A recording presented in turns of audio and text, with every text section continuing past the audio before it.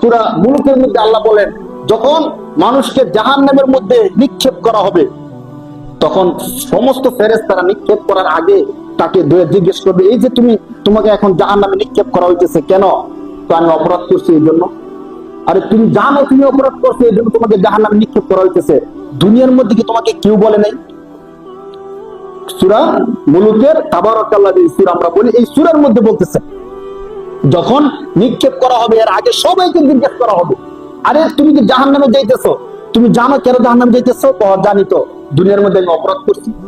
তো দুনিয়ার মধ্যে কি কেউ তোমাকে বলে নাই যে অপরাধটা করলে তোমাকে জাহান্নামে যেতে হবে? তখন তারা বলবে ক্বালু বালা ফাকাল্লাবনা ওয়া কুলনা মা নাযালাল্লাহু মিন শাই। তারা বলবে যে অবশ্যই আপনাকে বলছিল, কিন্তু আমরা তাদের কথা কি করি নাই? বিশ্বাস করি নাই। ফাকাল্লাবনা, তাদেরকে আমরা মিথ্যা প্রতিপন্ন করছিলাম। মুসলিম এমনি বলে এগুলো হবে না। আমরা যে কাজটা করি আমরা কিন্তু মিথ্যা প্রতিপন্ন করি না। ধরেন আমি যে কথাগুলো বলতেছি এই কথাগুলো সত্য নাকি মিথ্যা সবাই কিন্তু স্বীকার করতেছেন, মানতেছেন, কেউ অবিশ্বাস করতেছেন না। কিন্তু আমাদেরকে শয়তানে যে ধোঁকাটা দেয়, কাফেররা বলে মিথ্যা, তারা বলে আখিরাত হাসর নাসর, কোনো কিছু নাই। কিন্তু আমাদেরকে শয়তানে ধোঁকা দেয় কি, যে হুজুর বলতেছে ঠিক আছে অপরাধ করতেছি, এখন তো অপরাধ না করে চলবো কি করে?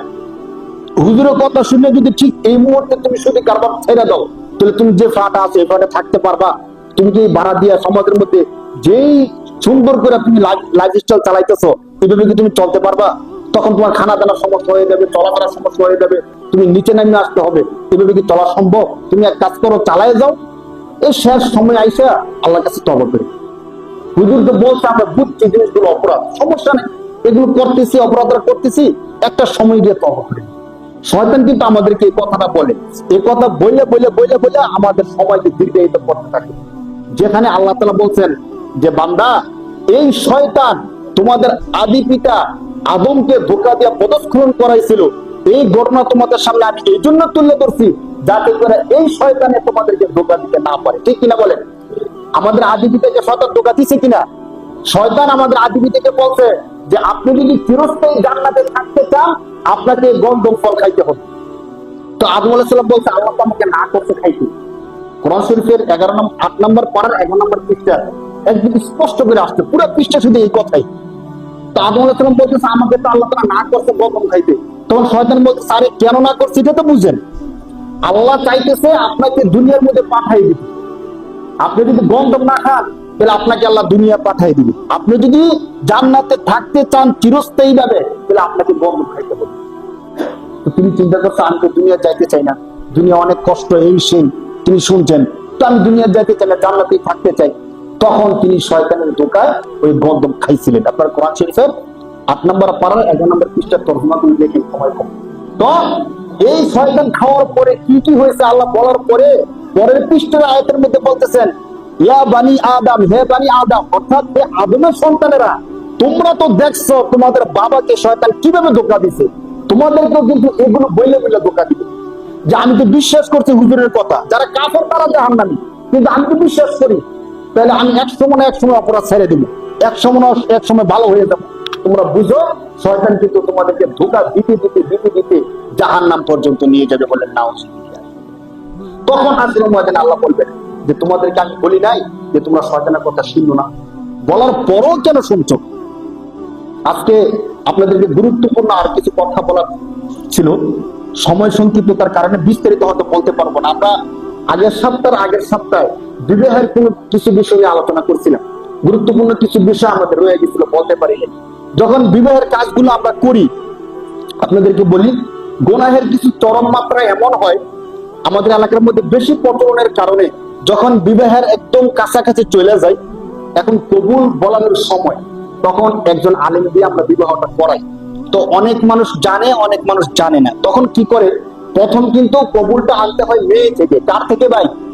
মেয়ে থেকে, তাকে আমরা বলি ইজিনটা আনতে হয়। তখন ইজিন আনার জন্য অনেকে না জানার কারণে হুজুরকে পাঠায় যে হুজুর মেয়ে থেকে গিয়ে কি নিয়ে আসেন, ইজিন নিয়ে আসেন। তখন আমি আঞ্চলিক এলাকা এবং প্রচলনটা আপনাদেরকে বলতেছি, তখন হুজুর যায়, হুজুরের সাথে কিছু মানুষ যায়। তো মেয়ে যেখানে বসা থাকে সেখানে কি শুধু মেয়ে থাকে নাকি আর অনেকগুলো মহিলা থাকে? আর অনেকগুলো মহিলা থাকে। তো ওই মহিলাদের সামনে হুজুর যায় বলতে হয় অমুকের ছেলে অমুক, কত টাকা কাবিনে তোমাকে প্রস্তাব দেওয়া হচ্ছে, তুমি কি বলো? তুমি বলো বিসমিল্লাহ কবুল। এই যে কাজটা, এই কাজ এতটুকু তো সঠিক, মানে হুজুর যে বলতেছে, কিন্তু এই যে হুজুর গেল এতজন মহিলার মাঝখান দিয়ে যাইতে হয়, এবং অনেকগুলো মহিলা সেখানে বসা থাকে, অনেক সময় একটা কাপড় দিয়ে পর্দা দেয়, অনেক সময় পর্দা দেয় না। তাহলে এখানে এই যে হয়তো হুজুর না জানার কারণে গেছে, অথবা হুজুর বাধ্য হয়ে গেছে, এখন তো ইজিন আনতে হবে, মানুষ বুঝে না ইজিনের যে আরো সিস্টেম আছে, তো না জানার কারণে হুজুর যাওয়ার কারণে এখন এই যে পর্দাটা লঙ্ঘন হইল, এতগুলো মহিলা হুজুরকে দেখলো এবং হুজুর এতগুলো মহিলাকে দেখলো, এখানে অনেকগুলো কবিরা গুণ একসাথে। ইজিনের সিস্টেমটা, শরিয়া সম্মত সিস্টেমটি আপনাদেরকে বলি। ইজিনের শরিয়া সম্মত সিস্টেম হলো মেয়ের বাবা অথবা বড় ভাই, যদি বাবা থাকে বাবা, বাবা না থাকলে বড় ভাই, বড় ভাই যদি না থাকে মেয়ের কোনো গার্জিয়ান মেয়েকে গিয়ে বলবে যে অমুকের ছেলে অমুকের সাথে তোমার বিবাহের প্রস্তাব, এত টাকা মোহর, হয়তো এই কথা বলবে, অথবা না বললে যে অমুকের সাথে তোমার বিবাহ, তুমি কি বিবাহের মধ্যে রাজি আছো? মেয়ে যদি বলে আমি রাজি আছি, ওই বাবা ঈশা হুজুরকে বলবে যে হুজুর আমার মেয়ে কি আছে, বিয়েতে রাজি আছে। তখন হুজুর শুধু ছেলের কাছে গিয়ে তখন তার কবুলটা বলাইবে, খুতবা পড়বে, দোয়া করে দিবে, বিবাহ শেষ। কিন্তু আমাদের সমাজে হুজুরকে ভিতরে ঢুকাইয়া বেপরদা করাইয়া যে ইজিনটা নেওয়া হয়, এটা সম্পূর্ণ একটা কুসংস্কার, একটা ভুল ধারণা, যার কারণে হুজুরও গুনাহ করতে হয় এবং আমাদের সমাজের মধ্যে অনেকে গুনাহ শামিল হতে হয়। আমরা এই কাজটার সামনে থেকে সতর্ক থাকবো ইনশাআল্লাহ। ইজিনের যে শরীর সম্মত সিস্টেম, ওই সিস্টেম অনুযায়ী আমরা ইজিনটা নেওয়ার চেষ্টা করব। আমাদের সমাজের মধ্যে অনেক মানুষ দেখবেন যারা এলিট শ্রেণীর, যারা পাবলিক ফিগার, তারা অনেক সময় হিন্দু, মুশরিক, বৌদ্ধদেরকে বিবাহ করে। অনেক নায়ক আছে যার নায়িকা থাকে হিন্দু, তো এই বিয়েটা করার কারণে হয় কি, সমাজের অনেকে মনে করে কি যে সে হিন্দু হোক, কিন্তু তাকে তো বিয়ে করছে। এইভাবে আমাদের সমাজের মধ্যে মানে ভিন্ন ধর্মের বিবাহের প্রচলনটাকে একটা নরমালাইজ করা, অনেকে জায়েজ মনে করে ফেলে। হিন্দুকে বিবাহ করা যায় তো, অমুকে বিয়ে করছে, অমুক বড় পপুলার একজনের নাম আমি বলতে পারবো, নামটা বলবো না, তিনি হিন্দুকে বিয়ে করছেন, সারা জীবন হিন্দুকে নিয়ে ঘর সংসার করছেন। অথচ কোরআন শরীফের সূরা বাকারার 2 নম্বর পারায় আল্লাহ বলতেছেন ওয়ালা তানকিহুল মুশরিকাতি হাত্তা ইউমিনা, তোমরা কোন মুশরিককে ততক্ষণ পর্যন্ত বিবাহ করো না যতক্ষণ পর্যন্ত সে মুমিন না হবে। এটা কার কথা বলেন? তাহলে কোন ব্যক্তি যদি কোন হিন্দু মেয়েকে বিয়ে করে, কোন মুশরিককে বিয়ে করে, কোন ইহুদি মেয়েকে বিয়ে করে, তার বিয়ে কি সঠিক হবে না বেঠিক হবে? শুধু বেঠিক এতটুক না, বিয়ে ছাড়া তার সাথে থাকলে যা হবে, বিয়ে করার পরও থাকলে কি হবে? বিয়ে হয়ই না। কারণ মুসলমানের সাথে অমুসলমানের বিয়ে কি হয় না। আমরা বলবেন আমরা তো কেউ হিন্দুকে বিয়ে করবো না, আমাদের কেন বলতেছেন? এই জন্য বলতেছি আমাদের জন্য এই বিশ্বাসটা থাকে যে হিন্দুকে বিয়ে করলে বিয়ে হয় না। শুধু হিন্দু না, কোন মুসলমান যদি অমুসলমানকে বিয়ে করে, চাই পুরুষ হোক অথবা মহিলা হোক, অর্থাৎ কোন পুরুষ অমুসলমান মহিলাকে বিয়ে করলো, অথবা কোন মুসলমান মেয়ে সে অমুসলমান পুরুষকে বিয়ে করলো, তাদের বিয়ে কখনই হবে না। যতদিন গড় সংসার করবে তাদের গড় সংসার হবে জিনার সংসার। কিসের সংসার ভাই? সন্তান হলে কি সন্তান হবে আপনারা বলেন? সন্তান হলে কি সন্তান? যারও সন্তান। অতএব যদি আবার তাকে বিয়ে করার আগে মুসলমান বানাইতে পারে, তাহলে তার বিয়েটা কি হবে? সহি হবে। তাহলে কোন মুসলমান অমুসলমানকে বিবাহ করতে পারে না। আমরা এই বিষয়টা বুঝতে পারছি কিনা ভাই? সে যেই করুক, যত বড় পপুলার শ্রেণীর হোক, এলিট শ্রেণীর হোক, অথবা পাবলিক ফিগার হোক, যদি কোনো অমুসলমানকে বিয়ে করে তাহলে তার বিয়েটা কি হবে না ভাই? শুদ্ধ হবে না, কখনই হবে না, যতক্ষণ পর্যন্ত সে মুমিন না হবে। কারণ এই আদেশ কার? আল্লাহ। এই আদেশ কার ভাই? আল্লাহ। আমাদের আঞ্চলিক এলাকায় আরেকটা জিনিস দেখা যায়, যখন বিয়ের পরে স্বামীকে অথবা স্ত্রীকে আমরা দুর্বা, মাথার মধ্যে একটা কুলা দিয়া, তারপর দুর্বা, দাঁত ইত্যাদি দিয়ে ভরণ করে নেয়, এগুলো করে নিলে নাকি রহমত বরকত হয়, বলেন নাউজুবিল্লাহ। এই প্রচলনটা সম্পূর্ণ হিন্দুয়ানি, আমি নিজে দেখছি তো এই জন্য বলতেছি। হিন্দুরা যেভাবে করে, অনেকগুলো মহিলা একসাথে গাড়ির মধ্যে যায়, এই যে কলসি নিয়ে পানি আনে, এরপরে দুর্বা, দান এগুলো আনার পরে ছেলের মাথায় মেয়ের মাথায় ছিটাইয়া দেয়। এগুলো দিলে নাকি কি হয়? বরকত হয়। কেউ যদি এমনটা করে সে যেন শিরক করলো সরাসরি। এটা সম্পূর্ণ হিন্দুয়ানি কথা। অনেকে মনে করে যে সমস্যা কি, মুরব্বীরা করতেছে, মানে মুরব্বীদের উপর নাম দিয়ে চালায় দেয়, মুরব্বীরা করছে, এতে সমস্যা হওয়ার কোনো কিছু নাই। তো আমরা এই জিনিসটা 100% সতর্ক থাকি, এই জিনিসটা অনেক বড় একটা গুনাহের কাজ। আমরা কেউ কাজটা করবো না। দান দুর্ভাগ্যে তাদেরকে এইভাবে বরণ করে নেয়। আরেকটা বর্তমান ব্যাপক, যখন গেট ধরে, এক তো গেট ধরার কোন নিয়ম হয় নাই, সামাজিক ভাবে ধরে নিয়মটা করছে, তো গেট ধরার ক্ষেত্রে মেয়েরা গেটটা ধরে, এখানে কিন্তু একটা হারাম কাজ হয়েছে। দ্বিতীয় সবচেয়ে বড় কাজ যেটা করে আমাদের আঞ্চলিক এলাকা, আপনারা দেখছেন কিনা, প্রথম অনেকগুলো পানির গ্লাস দিয়ে রাখে, একটার মধ্যে শরবতের পানি, আরেকটার মধ্যে চুলের পানি, আরেকটার মধ্যে লবণের পানি, এগুলো দিয়ে ডাইকে রাখে। এখন জামাইকে বলা হয় যে কোনো একটা গ্লাস নেন। তো এখন জামাই যদি সঠিকভাবে শরবতের গ্লাসটা নিতে পারে, তখন মনে করে হ্যাঁ জামাইটা কি বুদ্ধিমতী হবে, ভালো হবে, ভদ্র হবে, নম্র হবে। আর যদি চুলের পানি নেয়, লবণের পানি নেয়, তখন ধরে নেয় এই জামাই হাবা কাবা হবে, জীবনে এই জামাই দিয়ে শান্তি হবে না, বলেন নাউজুবিল্লাহ। এভাবে জামাইকে পরীক্ষা করা সম্পূর্ণ একটা কুসংস্কারী পন্থা। এই কাজটা আপনার কখনো করতে দিবেন না। এর কারণে কি হয়, আপনি যেই পানি নেন না কেন, আপনার উপর তাদের একটা বদ আস্থা, বদ বিশ্বাস তৈরি হয়ে যায়। সারা জীবনের জন্য বলবে ওই যে গেট ধরছিলেন, গেটের মধ্যে চুলের পানি নিচ্ছিল, হ্যাঁ দিয়ে শান্তি হবে। দুদিন পরে একটু ঝগড়া দিতে হবে সংসারের মধ্যে, ও বলবে তুমি তো শুরুতেই চুলের পানি খেয়ে নিচ্ছিলে, জানি না তুমি কেমন হইবা। এই কারণে কি শান্তি অশান্তি হতে পারে ভাই? হতে পারে না। আমাদের সমাজে কিন্তু এমনটা করে, আর অনেকভাবে পরীক্ষা করে। আমি একটা সিস্টেম বললাম আর কি। এই কাজটা সম্পূর্ণ একটা বেদাতি এবং কুসংস্কারী কর্ম। এই কাজটা যেন আমাদের কেউ না করে, এটা আমরা খেয়াল রাখি। আর তালাকের যে বিষয়টা আপনাদেরকে বলছিলাম, হাদিসের মধ্যে আসছে, রাসূল বলেন সালাসুন জিদ্দুহুন্না জিদ্দুন ওয়া হাজলুহুন্না জিদ্দুন।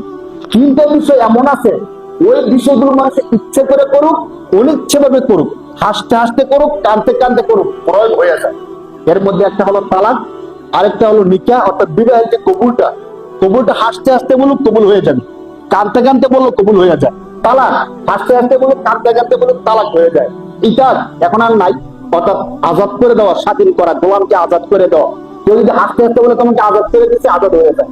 তো আমাদের সমাজে অনেকে মনে করে কি, যে আমি কি তাকে দুষ্টামি করে তালাক দিচ্ছি, অথবা এমনি এমনি তালাক দিচ্ছে, আমি সত্যিকার তালাক দিই নাই। কিন্তু আপনি হাদিসটা তো দেখেন, হাদিসে আল্লাহ রাসূল বলেছেন যেভাবে তালাক দেন, তালাকটা হয়ে যায়। আরেকটা হাদিস আপনাদেরকে বলা আমার মূল উদ্দেশ্য ছিল, যে হাদিসের মধ্যে আসছে রাসূল সাল্লাল্লাহু আলাইহি সাল্লাম বলেন, এর আগে সপ্তাহে আলোচনা করছিলাম না, যে আমাদের সন্তানদেরকে আমরা যারা বিবাহ করাই না, দেরি করাই, মনে করি কি সে তার নিজের পায়ে দাঁড়াক, এরপরে তাকে বিবাহ করাবো, অথবা একটা স্ট্যাটাস হোক, চাকরি বাকরি হোক, তখন বিয়ে করাবো, অথচ তার বিয়ের বয়স পার হয়ে যেতেছে। তাদের সম্পর্কে একটা হাদিস শোনাই দিই। হাদিসের মধ্যে আসছে রাসূল সাল্লাল্লাহু আলাইহি সাল্লাম বলেন, মান ভুলিদা লাহু ওয়ালাদুন, কোন ব্যক্তির যখন কোন সন্তান জন্মগ্রহণ করে, তখন তার দায়িত্ব হলো ফালইউহসিন ইসমুহু ওয়া আদাবুহু, সে যেন তার একটা সুন্দর নাম রাখে এবং তাকে আদব শিক্ষা দেয়। আদব শিক্ষা দেওয়ার পরে ফাইদা বালাগা ফালিয়াতাযাওয়াজহু, যখন সে বালেগ হয়ে যায়, হাদিসের শব্দের একটু শুনেন, আমরা জানা থাকুক কাজ করি না করি পরেরটা পরের বিষয়। আল্লাহ তো বলতেছেন ফাইদা বালাগা ফালিয়াতাযাওয়াজহু, যখন সে বালেগ হয়ে যাবে, অর্থাৎ তার বয়স হয়ে যাবে, তখন সে যেন তাকে কি দিয়ে দেয়, বিবাহ দিয়ে দেয়, বিবাহ করায় দেয়।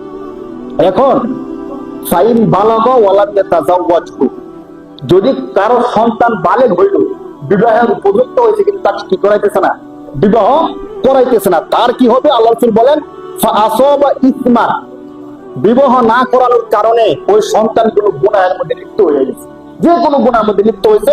আল্লাহ রাসূল বলেন ফাইন্নামা ইসমুহু আলা আবিহি, সে যত গুনাহ করবে সমস্ত গুনাহ তার বাবার আমলনামার মধ্যে যাবে, বলে নাউজুবিল্লাহ। ভাই নিজের গুনাহ একটু শেষ করতে পারি না, আবার যদি সন্তানের গুনাহ আমার আমলনামার মধ্যে শরীক হয়, অবস্থাটা কি হবে বলে? নিজেই তো ছোটবেলা থেকে নিয়ে এই পর্যন্ত যারা বাবা হয়েছে, তখন 40-50 বছর, তো 50 বছর পর্যন্ত কত গুনাহ আমাদের আমলনামার মধ্যে আছে। এখন সন্তানকে বিবাহ না করানোর কারণে সন্তানের গুনাহ যদি আমার আমলনামায় আবার অ্যাড হয়, তখন অবস্থাটা কি হবে? হাদিস, সহিহ হাদিসের মধ্যে আল্লাহ রাসূল এই কথা বলছেন। যার কারণে যখন সন্তান বিবাহের বয়স হবে, তাকে যেন বিবাহ করায় দেওয়া হয়। যদি বিবাহ করায় দেওয়া হয়, খাবে কি, চলবে কি, কি করবে কি? আমি এর আগে বলছিলাম না, একে তো হলো যাকে আপনি আনবেন ঘরের মধ্যে, তার রিজিক কে নিয়ে আসবে? সে নিজে নিয়ে আসবে। আল্লাহ তার রিজিক তাকে সৃষ্টির বহু আদি দিয়ে রাখছেন। কয় আমার সন্তান নিজেই খাইতে না, বিয়ে করেন, সে আবার খাবে কোথেকে? তাকে খাওয়াবে কে ভাই? শুধু খাওয়াবে এতটুকু না, সূরা নূরের মধ্যে আল্লাহ তাআলা বলছেন তাকে বিবাহ করায়া দাও। যদি সে ফকির হয়, ইয়াকুনু ফুকারা ইউগনিহিমুল্লাহু মিন ফাদলি, তোমার সন্তান যদি দরিদ্র হয়, তাকে বিবাহ করায় দাও, আমি আল্লাহ দয়া করে তাকে ধনী বানায় দেব, বলে সুবহানাল্লাহ। এখন দেখেন, যে আল্লাহ সৃষ্টি করছেন, ওই আল্লাহ যদি বলে যে তুমি তাকে বিবাহ করো, তার দায়িত্ব আমার, মানে কথার মর্ম কি এমনই দাঁড়ায়? আল্লাহ বলতেছেন আমি ধনী বানাই দিবি, আর মানে হইলো হ্যাঁ, তার যদি সামর্থ্য নাও থাকে তাকে বিবাহ করে দাও, তাকে চালানোর দায়িত্ব আমি আল্লাহর। এরপরও আমি যদি বলি খাইবো কি করবো কি, তাহলে আল্লাহর কথার কাছে থাকলাম, আমি থাকলাম না, আল্লাহর কথাকে আমি 100% বিশ্বাস করলাম না। এই জন্য এই বিষয়গুলো থেকে আমরা অবশ্যই হেফাজত থাকি, বিরত থাকি। এবং যখন আমাদের সন্তানদের বয়স হয়ে যাবে, তখন যেন আমার প্রথম এবং প্রধান চিন্তা থাকে যে আমার সন্তানকে যোগ্য জায়গায় কিভাবে একটা পাত্রস্থ করা যায়, আমার মেয়েকে কত দ্রুত বিবাহ দেওয়া যায়, একটা ফরজ কাজের মতো। আমরা এই বিষয়টা বেশি মাথায় নিব, অনেকে বিষয়গুলো মাথায় নিতে চায় না, মনে করে এটা এমনি এমনি হবে। এমন মানুষ আছে আমার কাছে বলতেছে তো ওদের বিয়ে শাদী, তো জন্ম মৃত্যু বিয়ে শাদী গুলো আল্লাহর হাতে। মানে কথার সাইজটা কিন্তু ঠিক আছে, বিয়ে জন্ম মৃত্যু বিয়ে শাদী কার হাতে? তো এগুলো নিয়ে আমরা চিন্তা করবো কেন? যখন আল্লাহ বিয়ের সুযোগ করে দিবে তখন বিয়ে হবে। আরে সবই তো আল্লাহর হাতে, রিজিকও তো আল্লাহর হাতে, আমি কাজ করি কেন? রিজিক কার হাতে বলেন? কিন্তু কাজ আমি করি কিনা? আমি কাজ না করলে কি আমার ঘরে আল্লাহ রিজিক দিয়ে দিবে? চেষ্টা তো আমাকে করতে হবে। আচ্ছা মিন্না ওয়া ইতমামু মিনাল্লাহ, চেষ্টা আমার পুরা করার মালিক কে? যখন বয়স হবে তখন থেকে আপনি ফিকির করেন, চেষ্টা করেন, পুরা করে দিবে কে? আল্লাহ তাআলা আমাদেরকে বুঝার তৌফিক দান করে বলি আমিন।